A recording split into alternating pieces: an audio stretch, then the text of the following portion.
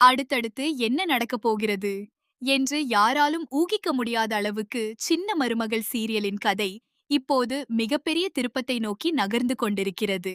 மீனாட்சிக்கும் அழகருக்கும் காது குத்தும் விஷயமாக ராஜாங்கமும் மோகனாவும் சாமியாரை சந்திக்க செல்கிறார்கள்.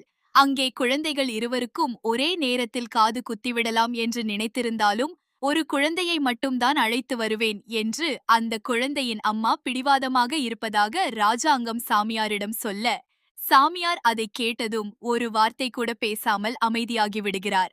அந்த அமைதியே மோகனாவுக்கு சந்தேகத்தை ஏற்படுத்துகிறது. சாமியார் ஏதோ மிகப்பெரிய விஷயத்தை மறைத்து வைத்திருப்பதாக அவளுக்கு தோன்றுகிறது. உடனே, சாமி, நீங்கள் இப்படி அமைதியாக இருக்கிறதற்கு பின்னால் ஏதோ பெரிய காரணம் இருக்கிறது என்று எனக்கு புரிகிறது. தயவு செய்து அது என்ன என்று சொல்லுங்கள் என்று கேட்கிறாள்.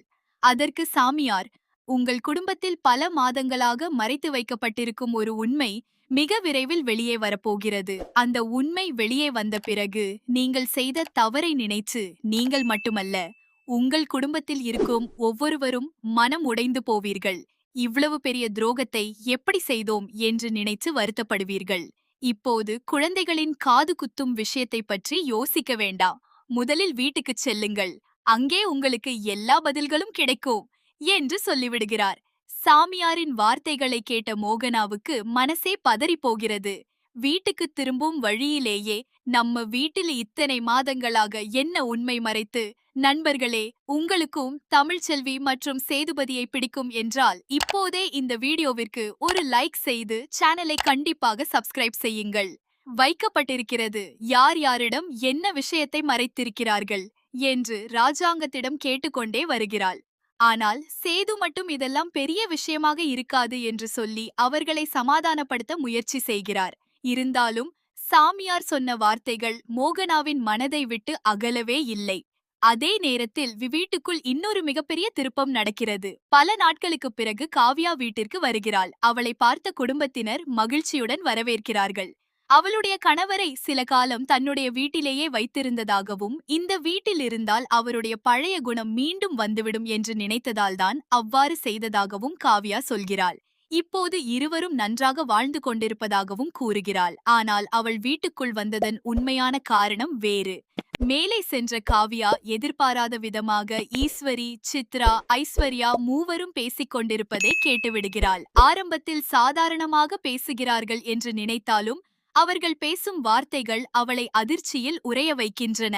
கடந்த 10 மாதங்களுக்கு முன்பு நடந்த சம்பவங்கள் முதல் தமிழ் செல்வியை அந்த வீட்டிலிருந்து வெளியேற்றுவதற்காக போடப்பட்ட திட்டங்கள் வரை ஒவ்வொன்றாக பேசப்படுவதை காவ்யா கேட்கிறாள். அதிலும் குறிப்பாக தமிழ் செல்வியின் வாழ்க்கையை அழிக்கவும், ஐஸ்வர்யாவை சேதுவின் வாழ்க்கையில் கொண்டு வரவும் நடந்த சதிகள் பற்றிய உண்மை அவளுக்கு தெரிய வருகிறது.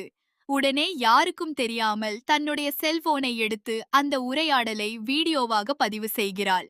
ஒரு நொடி கூட தாமதிக்காமல் கீழே வந்து ராஜாங்கத்தையும் சேதுவையும் சந்தித்து, மாமா, இந்த வீட்டில் நீண்ட நாட்களாக மறைக்கப்பட்டிருக்கும் உண்மை இப்போது எனக்கு தெரிந்துவிட்டது. நான் சொல்வதை மட்டும் நம்பாதீங்க. இந்த வீடியோவை பார்த்தாலே உங்களுக்கே எல்லாம் புரியும் என்று கூறுகிறாள். வீடியோ ஓட ஆரம்பித்ததும் சேதுவின் முகம் மாறுகிறது. தன்னுடைய வாழ்க்கையில் நடந்த பல விஷயங்களுக்கு பின்னாலும் இதே மனிதர்கள்தான் இருந்திருக்கிறார்கள் என்பதை புரிந்து கொள்ளும் அந்த நொடி அவருக்கு தாங்க முடியாத அதிர்ச்சியாக மாறுகிறது. வீடியோ பார்த்ததும் சேது நேராக ஐஸ்வர்யாவை அழைத்து, என்னிடம் நீ ஏதாவது உண்மையை மறைத்திருக்கிறாயா என்று கேட்கிறார். ஐஸ்வர்யா வழக்கம் போல ஒன்றும் தெரியாதது போல நடித்து, நான் ஏன் உங்களிடம் உண்மையை மறைக்க வேண்டும், எனக்கு ஒன்றுமே தெரியாது என்று சொல்ல சேதுவின் கோபம் அதிகரிக்கிறது. இனி நாடகம் வேண்டாம், எனக்கு எல்லா உண்மையும் தெரிந்துவிட்டது. இந்த விஷயத்தில் ஈஸ்வரியும் சித்ராவும் உன்னுடன் சேர்ந்து இருந்திருக்கிறார்கள் என்பதும் எனக்கு தெரியும். தமிழ் செல்வி இந்த வீட்டை விட்டு போனதற்கு காரணம் நீங்கள்தானே என்று கேட்கிறார். அந்த கேள்வியை கேட்டவுடன் மூவரின் முகமும் மாறிவிடுகிறது. அதற்குள் காவ்யா முன்வந்து, மாமா, நான் மேலே கேட்டதையெல்லாம் வீடியோவாக பதிவு செய்திருக்கிறேன். இனிமேல் இவர்களால் எதையும் மறைக்க முடியாது என்று சொல்கிறாள். ஆதாரம் கையில் இருப்பதை உணர்ந்ததும் ஈஸ்வரியின் கோபம் வெடிக்கிறது. இறுதியில் அவளே, ஆமாம், தமிழ் செல்வி இந்த வீட்டை விட்டு போனதுக்கு நான் தான் காரணம். அவளை எப்படியாவது வெளியே அனுப்பிவிட்டு ஐஸ்வர்யாவை இந்த வீட்டின் நண்பர்களே, உங்களுக்கும் தமிழ்ச்செல்வி மற்றும் சேதுபதியை பிடிக்கும் என்றால் இப்போதே இந்த வீடியோவிற்கு ஒரு லைக் செய்து சேனலை கண்டிப்பாக சப்ஸ்கிரைப் செய்யுங்கள்.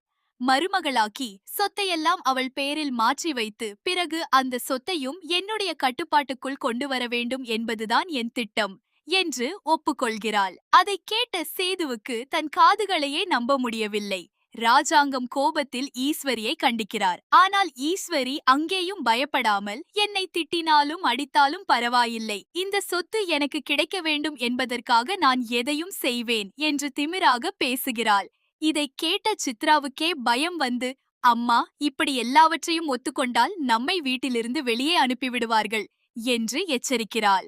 ஆனால் ஈஸ்வரி, எல்லாம் தெரிந்த பிறகு இவர்களிடம் நடிக்க வேண்டிய அவசியம் எனக்கு இல்லை, இந்த வீட்டில் நடந்த ஒவ்வொரு பிரச்சனைக்கும் நான் தான் காரணம் என்று தைரியமாக சொல்லிவிடுகிறாள். இதற்கு பிறகு இன்னும் அதிர்ச்சியான உண்மை வெளிவருகிறது.